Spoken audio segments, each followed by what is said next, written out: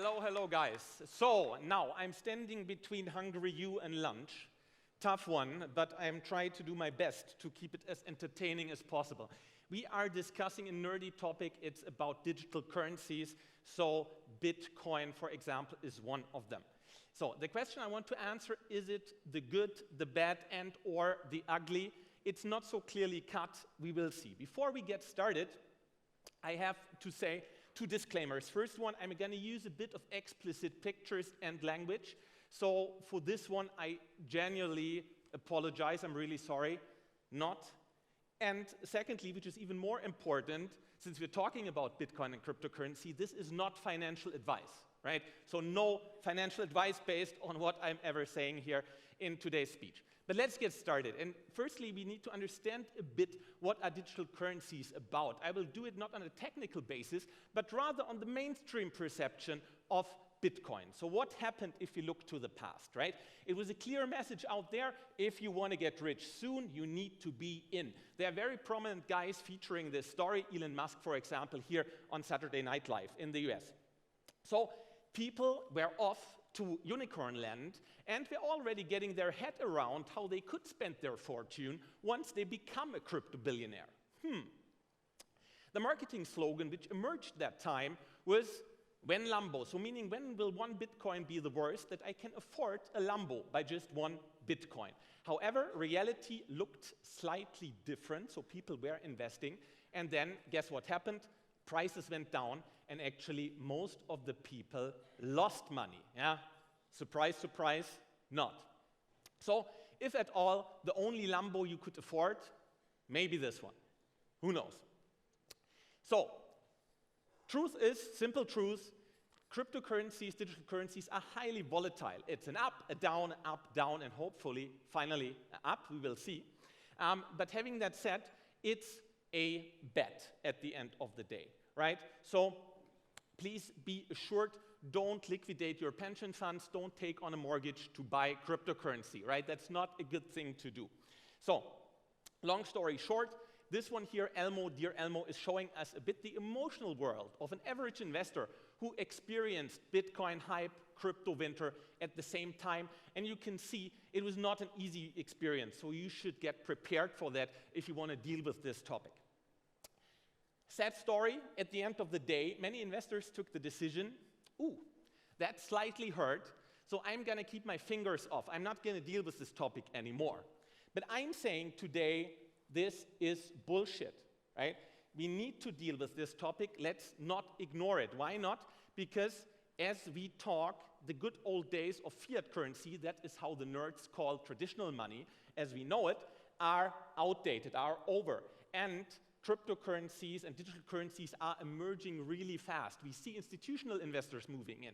We see state-owned and central banks who are creating their own digital currencies. So there is no point not to get into this topic, at least not if you don't want to be the kid with the red hat, right? So oops, didn't see it coming, and then you are hit. So if we like it or not, digital currencies are here to stay, so we need to deal with it. And that's the important message. So now let's get into the question. Are they the good, the bad, or even the ugly? Let's start with the positive view. What's good about digital currencies? Well, firstly, as you all know, inflation currently around the globe is soaring. We are printing fiat money like hell, and prices are moving up. Now here, digital currencies could help. Bitcoin, for example, has a hard cap, so the maximum number of Bitcoin out there is strictly limited to 21 million. Right? So inflation thereby is predetermined in the source code, which is a good thing, so it may help. So then, by the way, just small disclaimer again, as you see, my prices are stable, good news, but you may have already noticed that. Then the other good thing about digital currencies is imagine basically the black cat here being blockchain and imagine the duckling to be a bank, right? Because the technology is designed to take out intermediaries from the value chain. So that increases efficiency, which is a good thing. That's exactly what you want to have in an innovation process. And then, thirdly, hey, the tax authorities are going to have a huge party, because think of that one. Tax evasion on a public blockchain, it's kind of tricky, isn't it? So finally, pay your taxes. So actually, they should be a big fan of cryptocurrencies as well. And last but not least, you all remember this kind of issues. It's really hard to transport fiat money, right? I mean, who doesn't have this kind of issues all the day? But no, honestly, it's like transporting, printing, storing fiat money. This induces a lot of cost, right? And this cost could be saved with digital money. So it does make sense. These are a few pros. Now let's go to the evil side of things. Why could they be bad? Well, they could be bad because they have been designed by tech engineers, not because these are bad people, but because techies sometimes like to build very complex solutions, right? Just because they can. Now, the thing is, a complex solution typically does not feature the user experience which an average consumer wants to have from a product. So they're very complex on the first place. And secondly, IT guys sometimes also have a strange kind of humor, right? So, for example, if you take that to the extremes, the private key of your crypto wallet cannot be easily reset. So a very nerdy thingy, and if you lose it, all your money is gone. So not good. Now, let's bring it down to the one essential question. The success of any currency is based on trust. Not belief, but trust. Now, the IT guys, of course, say, trust me, I'm an engineer, it's safe and sound, please welcome on board. Would you go on board here? I mean, trust me, haha, good one. We have learned differently. This is actually not working. Why? Because we have learned to be skeptical, right? That's inside of our brains. We don't trust easily. But the good message towards it is that people are not necessarily behaving completely rationally. And since they are not in a certain condition, and I think this kind of picture we have learned from our friends, we know that if the conditions are right, then of course, trust in a new currency can be created. So for me, three things are essential here to create this trust. Number one is, who is the issuer of this currency? Is it a central bank? Is it a corporation? Or is it your best friend, a private individual, your neighbor? Right? And depending on the answer of this, your trust and stability and credibility may vary a lot.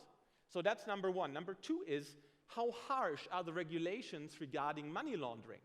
If the regulations are strong, again, your trust will go up. If they are weak, your trust will not be there. And last but not least, how good is the framework to persecute and to also fine criminal activities like tax evasion, like weapons, drug deals, like terrorism financing? Again here, if a state is behind the currency, then it may enforce that much stronger than if it's your neighbor, right? And therefore, all these questions care and matter that how much trust you can bring into this new currency. And last but not least, they may also be the ugly, right? And why may cryptocurrencies be the ugly?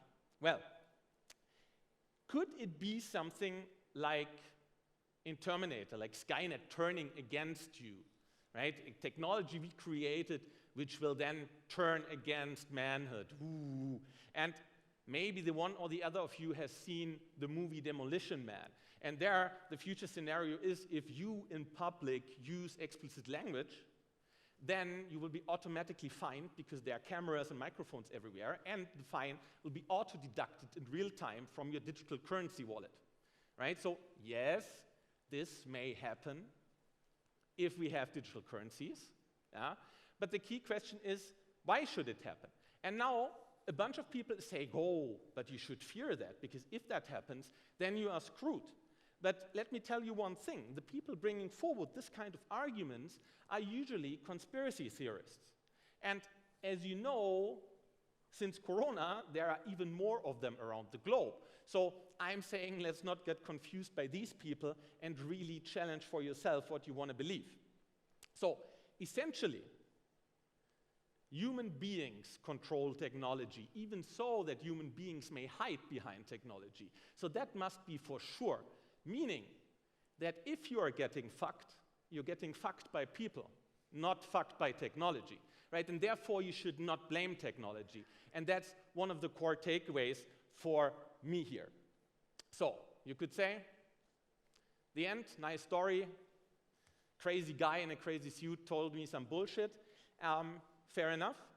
But I want to leave you maybe with a few thoughts you can take with you to just ask for yourself for the future, and these are the following. So my first point I want to make is, as you've already heard, I don't claim to have the one and only and true answer if crypto and digital currencies are going to be the good, the bad, and or the ugly. What I'm saying is that basically you should just not get confused by people telling you it's a bad and evil thing and keep your fingers off. So what you should do is please take off your tinfoil hats. That's step number one. After taking off your tinfoil hats, then it's about being curious, as always. That's not only one of the themes of 15 seconds, but that should be one of the themes, one of the mottos of your real life. Be curious, get interested in this topic because it's real and it will influence your future because it's the future of money. Now, how to deal with it? Maybe you want to take the pros and cons which I've given you today just as a small starting point, as my 2 cents to this topic.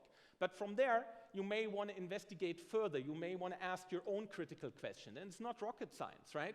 As told here, it's like just think rationally about the topic, not greedy, because most of the people dealing with the topic of cryptocurrencies are driven by greed, and that's not a good motivational factor in order to learn a topic. So, finally, last but not least, as always in life, there are pros, there are cons for digital currencies. We've learned they may help us fight inflation, they may increase efficiency, that's good on the one hand side. On the other hand side, they may be manipulated, right? They may actually be abused, not to your best advantage, if they may be controlled by the wrong bunch of people. At the end of the day, it is always, you need to swallow a toad or maybe also a fish. And more or less, this is the resume. Don't look for the perfect solution, but look for a solution which makes the future better and brighter. And I believe that cryptocurrencies will be an essential part of this.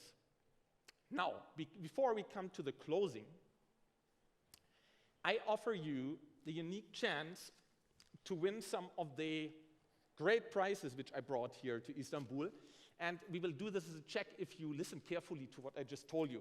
So maybe from the pictures, what do you remember? What is my favorite animal? Anyone? No, it's a squirrel. Sorry, wrong. But never mind, I got still, because you have been so motivated to bring forward the answer, I need to improve my programming skills anyway, but I've built a blockchain for you. Yeah? So this is for you. Please just come in front to pick it up. We have one blockchain here. So then, which color did the Fiat car have on the picture? Yeah, you just showed it. So here is, oh, sorry for you. This is some old, outdated Fiat to keep. Yeah, you may show your children and the children of your children, because they're not gonna know what these coins may have been used for in the past.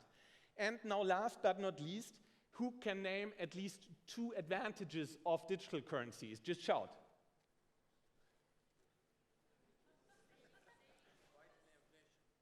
Sorry?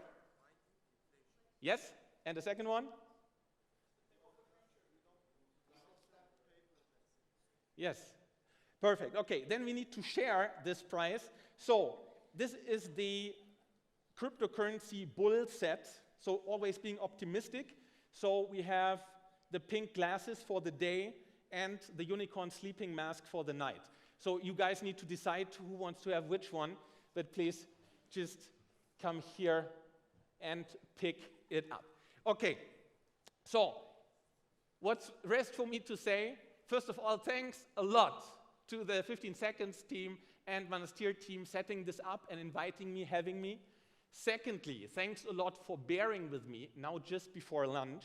And thirdly, please enjoy lunch and maybe there's some fish on the menu. Thanks a lot.